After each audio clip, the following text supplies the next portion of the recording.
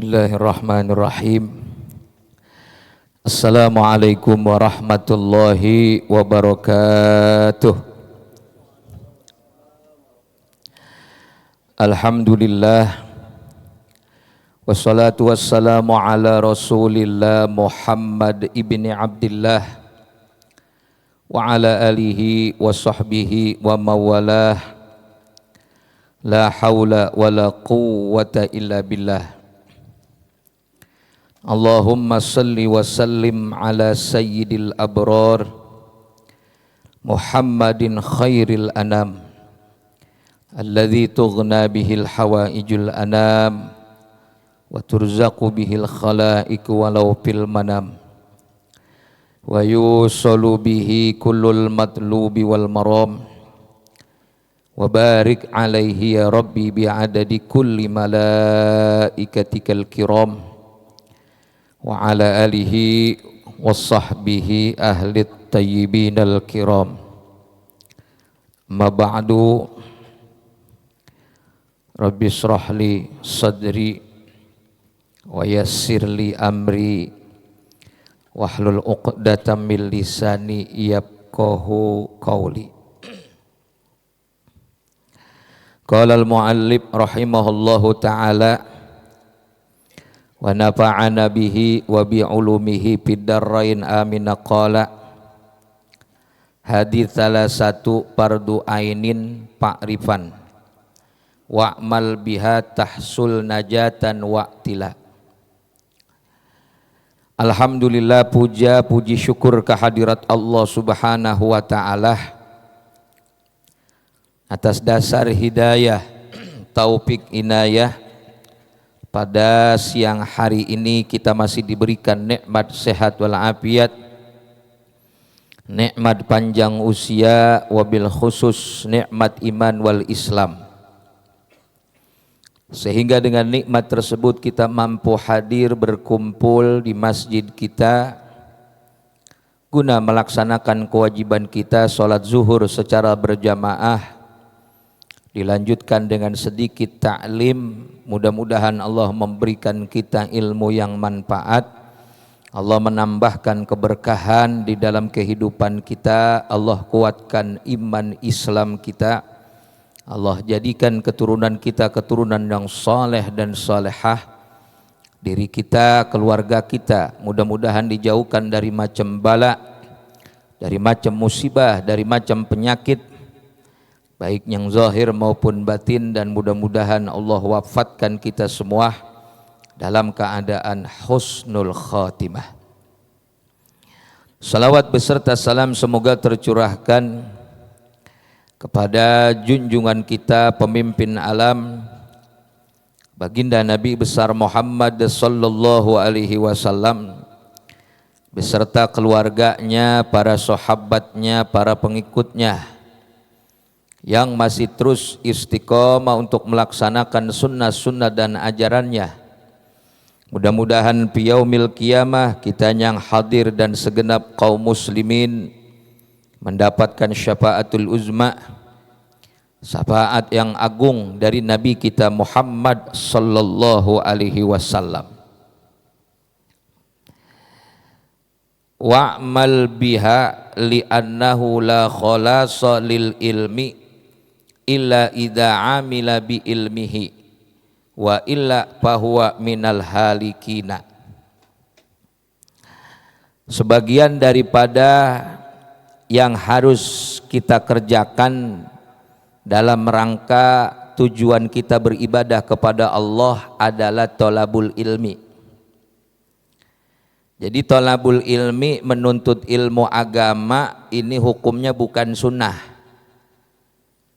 melainkan wajib. Banyak hadis-hadis Nabi, jumlahnya bukan satu, tapi hampir puluhan, hampir ratusan, yang baginda Nabi itu memerintahkan kepada kita selaku umatnya untuk thalabul ilmi. Jadi kalau ada orang yang mengatakan udah saya penting ibadah aja, nggak usah harus ngaji, cukup, salah. Bagaimana kita caranya beribadah, bagaimana caranya kita berpuasa kalau tanpa ilmu?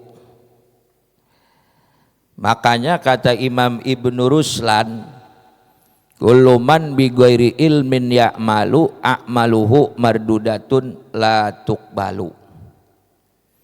Kullu man, setiap orang, ya'malu beramal. Kullu man bi ghairi ilmin, setiap orang tanpa landasan ilmu, ya'malu dia beramal, a'maluhu mardudatun, amalnya bisa ditolak, la tuqbalu enggak bisa diterima. Karena enggak ada ilmunya. Kalau kita berwudu, ada berapakah rukun wudu atau furudul wudu? Sesuai yang ada di dalam Quran, sesuai yang ada di dalam sunnah. Ternyata diteliti Pak, di dalam Al-Quran ternyata rukun wudu atau fardu wudu 4. Ya ayyuhalladzina amanu idza qumtum ila sholati faghsilu wujuhakum wa aydiyakum ilal marafiq wamsahu biru'usikum wa arjulakum ilal ka'bain. Allah yang ngomong, ya ayyuhalladzina amanu, orang-orang yang beriman, idza qumtum ila sholati, kalau kamu pengen sholat, yang pertama faghsilu wujuhakum, basuh wajah. Nah nanti basuh wajah dijelasin lagi oleh para alim ulama setelah alim ulama meneliti dalam hadis-hadis yang sahih. Kenapa hadis yang sahih? Karena kalau bicara hukum harusnya hadis sahih atau hadis yang hasan, nggak boleh hadis yang doib. Beda dalam masalah fadilah-fadilah atau fadhailul a'mal, hadis doib boleh diamalkan kata Imam An-Nawawi, diikutin Imam Ibnu Hajar Al-Asqalani. Faghsilu wujuhakum, yang pertama wajah kalian mesti dibasuh. Wa aydiyakum ilal marafiq, yang kedua basuh tangan sampai siku. Nanti yang disebut dengan siku dijelasin lagi di dalam hadis Nabi dan menurut pendapat ulama. Wamsahu biru'usikum, usap kepala. Ngusapnya bagaimana? Ada menurut Imam Maliki semuanya. Imam Hanafi mengatakan 1/4 kepala. Imam Syafi'i hanya 1 helai rambut saja udah cukup, yang penting ngusap. Jadi masing-masing berpendapat. Wa arjulakum ilal ka'bain, cuci kedua kaki sampai 2 mata kaki. Cuci sampai kedua mata kaki. Lalu ada sebagian ulama bacanya bukan wa arjulakum ilal ka'bain, mengatakan kalau wa arjulakum berarti dicuci, wamsahu biru'usikum wa arjulikum dibaca, berarti atap dari lafaz wa biru'us, berarti kaki cuman diusap. Sehingga ada ulama yang lain, kaki jangan dicuci, usap aja, ada yang mengatakan begitu. Itu ilmu. Oh berarti dia dalam Quran 4. Lalu kalau ulama mengatakan 6, hasilnya dari mana? 2 diambil dari hadis. Mana niat? Kata Kangjeng Nabi, innamal a'malu binniat. Oh berarti ada niat. Terus satunya lagi tartib. Dari mana? Dari hadis Nabi, ibda'u kama bada Allahu bih. Berarti furudul wudu, fardu wudu 6. Ilmu. Makanya baginda Rasul mengatakan tolabul ilmi faridhatun. Nuntut ilmu hukumnya adalah wajib. Fa in arabtaha wa alimta biha. Kata Syekh Abu Bakar Syatok mengatakan fa idza arabtaha, kalau kamu udah mengetahui segala macam ilmu fikih untuk ibadah, karena ilmu fikih ini untuk menghiasi anggota lahiriah kita. Wa amil tabiha, lalu engkau bisa mengamalkannya. Sering kita bertanya, fikih apa sih artinya? Di dalam kitab Imam An-Nawawi mengatakan ma waqa'a fil qalbi wa dhahara ala lisan, itu fikih. Ma waqa'a fil qalbi artinya sesuatu yang menembus, yang ada di dalam hati, wa dhahara 'ala lisani, dan terlihat di lidah. Jadi sehingga bisa menetapkan hukum. Dal ilma yang bisa menghasilkan ilmu, wastawa dhahiruhu wa batinuhu, sehingga antara zahir sama batin sama, antara lahiriah dengan batinia sama, sama ibadah kepada Allah, itu namanya ilmu fikih. Kalau zahirnya mengatakan begini, batinnya beda, berarti belum faqih namanya, belum paham. Fa in arabtaha wa amil tabiha, kalau kamu udah mengetahui dan kamu amalkan itu ilmu, sebab nggak cukup tahu doang. Kalau kita tidak amalkan repot. Misalnya saya berangan-angan ingin ke Surabaya, di atas kasur saya rebahan sambil buka Google Map, oh ini Surabaya, nggak nyampe kalau tidak berjalan. Sama orang demikian pula ilmunya banyak, kalau dia tidak amalkan nggak nyampe. Maka kata Kiai Musonib, wa amil tabihatah sululakan najatu bidaril akhirah, maka hasil tercapai bagi dirimu kesuksesan, keselamatan bidaril akhirati, di negeri akhirat. Ini susah. Kata Allah Subhanahu wa taala, kabura maqtan indallahi an taqulu ma la tab'alun.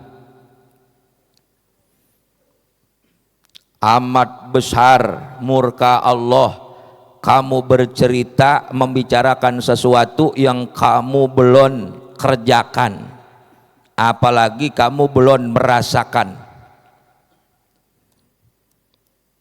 Dalam surat Al-Baqarah, atamuruna nasa bil birri wa tansawna anfusakum wa antum tatlunal kitaba apalah ta'qilun. Kata Allah, atamuruna nasa, apakah kamu merintah kepada manusia, bil birri, dengan melaksanakan kebajikan, wa tansawna anfusakum, tapi kamu lupa terhadap diri sendiri, wa antum taslunal kitaba, padahal kamu membaca Al-Quran, membaca kitab, membaca Al-Hadis, apalah ta'qilun, apakah kamu tidak memiliki pikiran, kata Allah Subhanahu wa ta'ala. Tapi walaupun ilmu itu sedikit bisa diamalkan, tahsululaka najatun bidaril akhirah, kamu akan beruntung di negeri akhirat, kata Kiai Musonib. Wa illa fahuwa minal halikina, kalau kamu ilmunya banyak enggak diamalkan, na'udzubillah, fahuwa minal halikin, berarti orang itu masuk kategori orang-orang yang binasa, orang-orang yang rusak.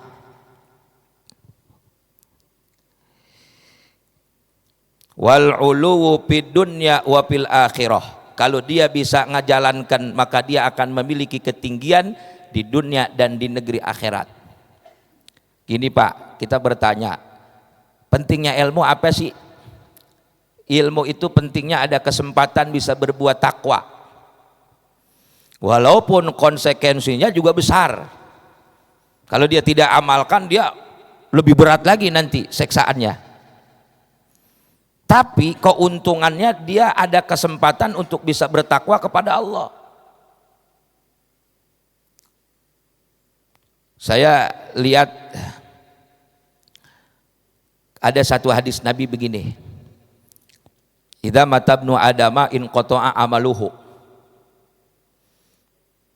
kalau anak Adam itu meninggal dunia, terputuslah amalnya. Jadi kita udah nggak bisa beramal-amal, jelas itu. Tapi ternyata kata Rasul dikecualikan, istisna illa min talasin, kecuali di 3 perkara. Sodakotin jariyatin, yang pertama sodako yang mengalir, yang kedua au ilmin yuntafa'u bihi, ilmu yang dia manfaatkan. Bisa jadi badan kita sudah jadi tulang belulang di dalam bumi, tapi kita masih bisa dapat puluhan tahun bahkan ratusan tahun dapat pahala dari orang yang hidup. Kenapa? Karena sebab ilmu yang kita amalkan, kita berikan kepada orang lain, Pak.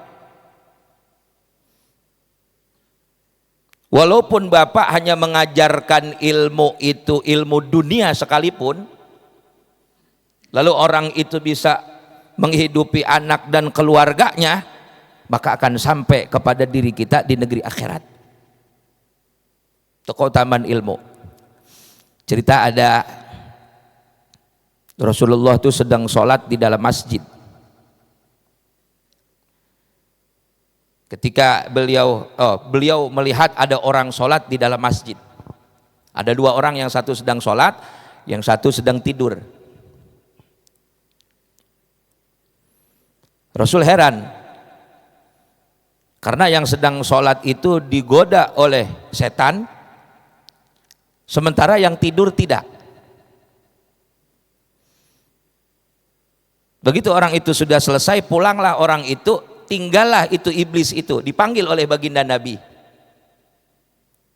Kata Rasul, iblis, saya bertanya kepada engkau sebentar. Baik baginda Nabi.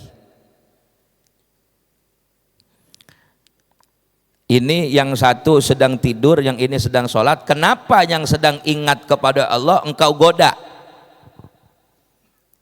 Yang tidur tidak. Iblis itu menjawab, baginda Rasul yang mulia, yang lagi tidur tuh orang alim. Hadis dia tangkap ke dalam kolbunya lalu dia amalkan. Al-Quran yang kamu berikan dia masukkan ke dalam kolbu, dia amalkan. Lantas yang sholat ini mohon maaf orang bodoh. Berarti jelas sholatnya orang yang bodoh buat setan mah lebih ringan dari tidurnya orang yang alim. Kok bisa begitu? Kita ambil contoh Pak. Misalnya di kampung kita nih ada satu guru agama. Dia mengajarkan tidak yang besar-besar, hanya mengajarkan Iqra lah kita anggap. Dan muridnya juga tidak banyak, hanya 10 orang saja, 10 anak. Namun karena si guru ini mukhlis, ikhlas dia semata-mata karena Allah dia mengajarkan, yang 10 anak ini jadi guru agama lagi. Subhanallah. Yang 10 orang ini yang dia ajarkan, begitu dia sudah dewasa, dia jadi guru agama lagi, masing-masing anak murid yang 10 punya murid lagi 10. 10 kali 10. Karena yang 10 ini diajarkan ikhlas karena Allah, yang 100 ini semua pandai membaca Al-Quran. Hafal sebagian Al-Quran. Sehingga yang 100 ini mengadakan pembacaan surah Yasin secara berjamaah.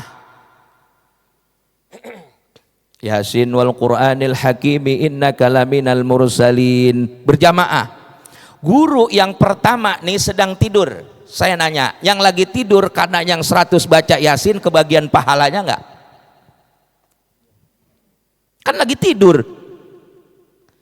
Memang secara zahir dia lagi tidur, tapi di belakang dia itu ada 100 orang yang sudah mampu menghafal surah Yasin dan dia baca secara berjamaah. Di samping guru yang lagi tidur ada orang yang sholat sunnah 2 rakaat. Kira-kira pahalanya gedean yang tidur apa yang lagi sholat?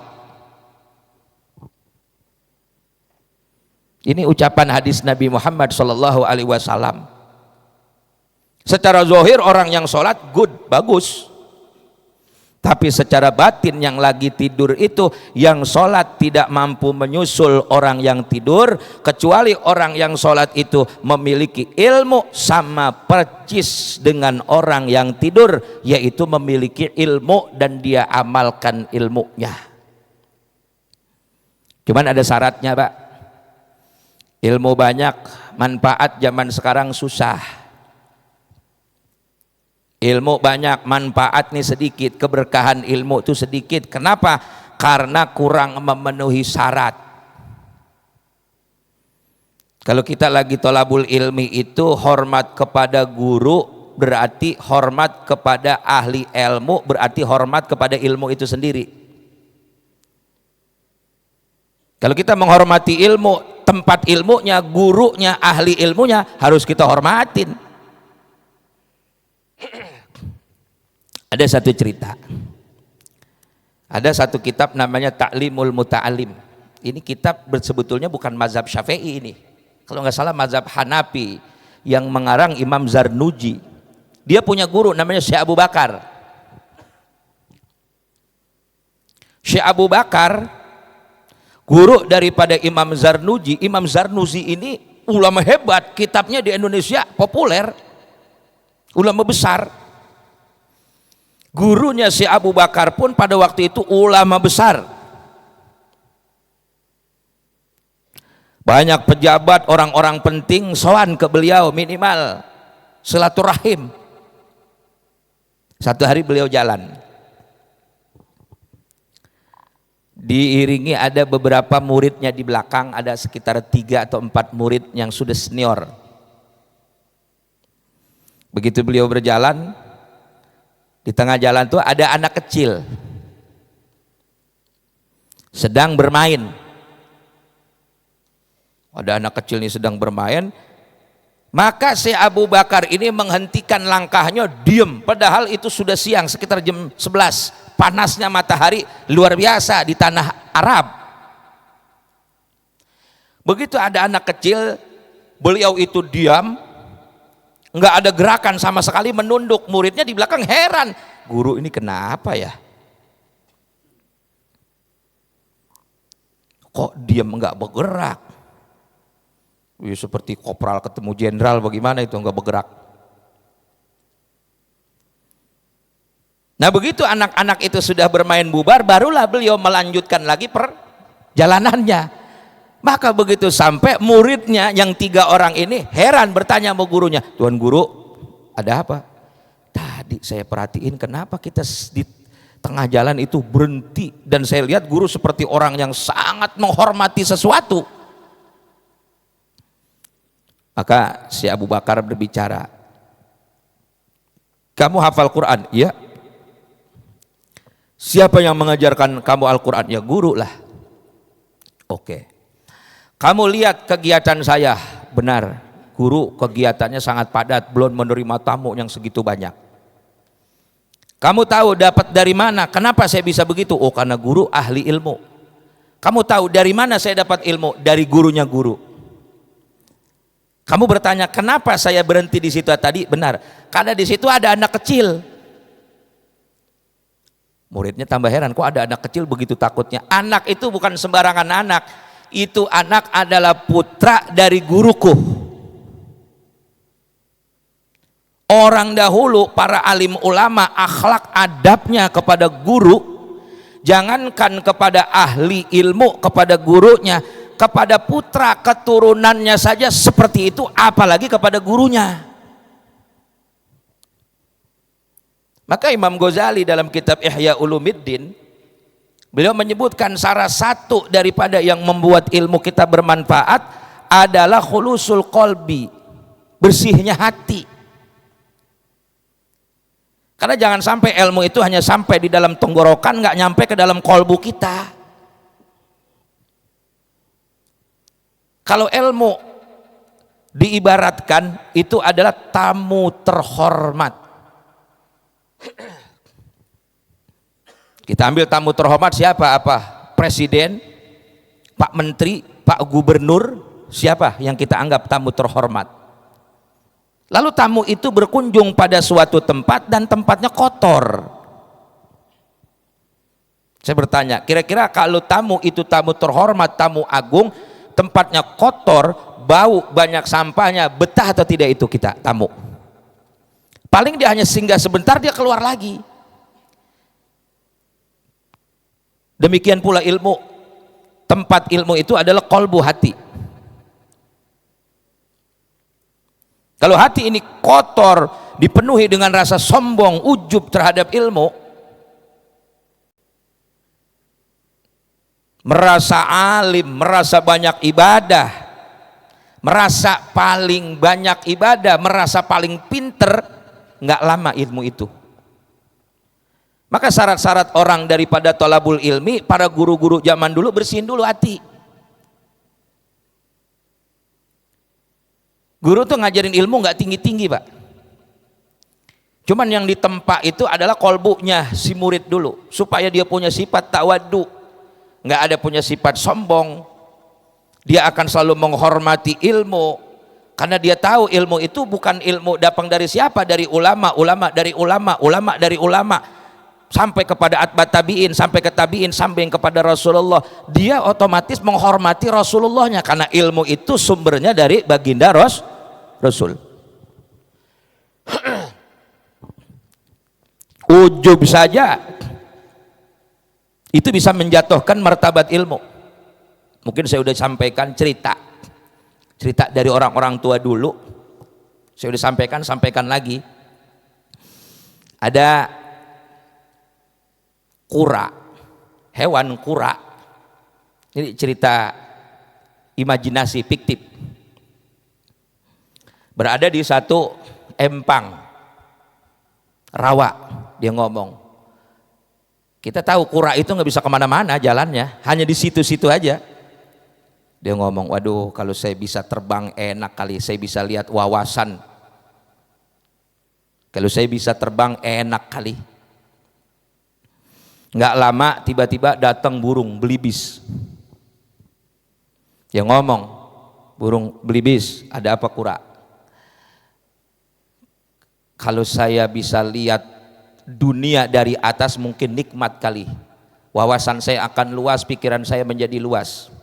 Bisa enggak kamu membawa saya sebentar saja naik ke atas? Burung belibis mikir dulu, oh bisa. Maka diambil ranting, ya. Maka bergelantunganlah kura itu, tangan yang atas memegang ranting, kakinya memegang badannya burung belibis, dibawa. Begitu sampai ke atas, nangis burung belibis, karena seumur-umur baru kali itu lihat dunia dari atas. Subhanallah, luar biasa ciptaan Allah. Ini kata kura. Saya nggak tahu kura zaman masih bisa ngomong atau bagaimana ini. Nah, karena saking senengnya dia memuji belibis. Hebat ternyata ciptaan Allah, yang paling hebat kamu belibis. Sementara ranting itu dipegang di paruh belibis. Jadi yang satu ranting dipegang di tangan, satu ranting dipegang di mulut. Maksudnya jangan sampai belibis itu menanggapi ocehannya si kura.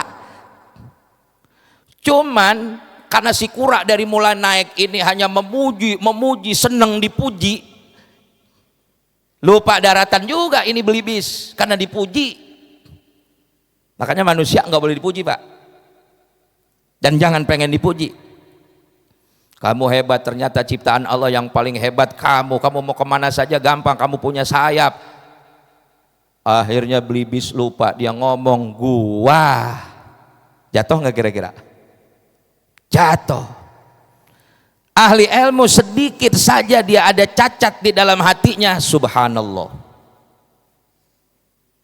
Bisa jadi ilmu itu akan menyampaikan kita kepada Allah, bisa jadi ilmu itu hijab di dalam hati kita. Karena hijab ada dua. Berapa banyak orang yang alim tapi dia tidak sampai-sampai kepada keridhaan Allah karena terhijab oleh ilmu, merasanya, rasa saya alim. Kita lihat iblis bagaimana. Khalaqtani min nar wa khalaqtahu min tin. Iblis ketika disuruh sujud kepada Nabi Adam, dia nggak mau. Ma mana aka antas judali Adam. Ya iblis, apa yang membuat engkau tidak mau sujud kepada Adam? Jawab iblis sombong. Khalaqtani min nari wa khalaqtahu min tin. Kamu ciptakan aku ya Allah dari api, engkau ciptakan Adam dari tanah. Itu yang bikin merosot. Padahal iblis itu dia punya nenek moyang Ajazil, itu jadi imam sembayangnya malaikat, rubuh gara-gara dia merasa. Jadi kalau kita bicara ilmu yang manfaat, apa? Ilmu yang menghilangkan rasa, bukan yang melahirkan rasa. Ilmu yang menghilangkan rasa. Jangan merasa kita alim, jangan. Maka kalau ada orang belajar merasa bodoh, good, bagus. Tapi kalau ada orang belajar merasa saya tambah ini, tambah itu, bahaya Pak. Bisa-bisa rasa itulah yang akan menghijab kita dari kedekatan kita kepada Allah Subhanahu wa Ta'ala. Maka dulu ada murid datang kepada guru, "Guru, saya pengen dekat kepada Allah, saya pengen takarrub makrifat kepada Allah." Kata gurunya, "Apa modalmu nak?" "Saya hafal Quran, saya hafal hadis." Gurunya nangis. Heran ini murid kenapa nangis. Begitu selesai gurunya ngomong, "Nak, kalau kamu datang kepada Allah dengan modal merasa seperti itu, kamu semakin jauh.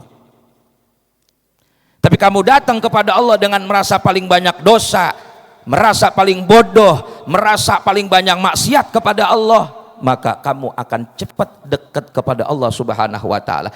Sesuai dengan hadis Nabi, "Manis dadal huda lam yazdad, manis dada ilma walam yazdadil huda lam yazdad minallahi illa bu'da." Siapa orang yang bertambah ilmunya tapi tidak sadarnya kepada Allah, nggak bertambah, lam yazdad minallah illa bu'da, orang itu akan semakin jauh dari Allah Subhanahu wa Ta'ala. Mudah-mudahan kita diberikan ilmu oleh Allah Subhanahu wa Ta'ala yang bermanfaat, sehingga ilmu itu mampu menyadarkan diri kita, membuat diri kita tidak merasa, justru diri kita semakin dekat kepada Allah Subhanahu wa Ta'ala. Al-Fatihah. Alhamdulillah. Iyyaka na'budu wa iyyaka nasta'in. Bismillahirrahmanirrahim. Alhamdulillah rabbil alamin. Allahumma shalli ala sayyidina Muhammad wa ala ali sayyidina Muhammad. Allahumma ij'al jama'na hadza jam'an marhumah waj'al tafarraqana min ba'dihi tafarraqan ma'sumah. Wala taj'al fina wala minna wala alaina ma'nan syaqiyan wala matrudan wala mahrumah. Allahumma hdina min 'indik warhamna min fadlik wanzil alaina min barakatik walbisna liwasalafik wahdina subulas salam minad dhulumati ilan nur. Rabbana atina fid dunya hasanah wa fil akhirati hasanah wa qina adzabannar. Walhamdulillahi rabbil alamin. Kurang lebih mohon maaf. Billahi taufik wal hidayah.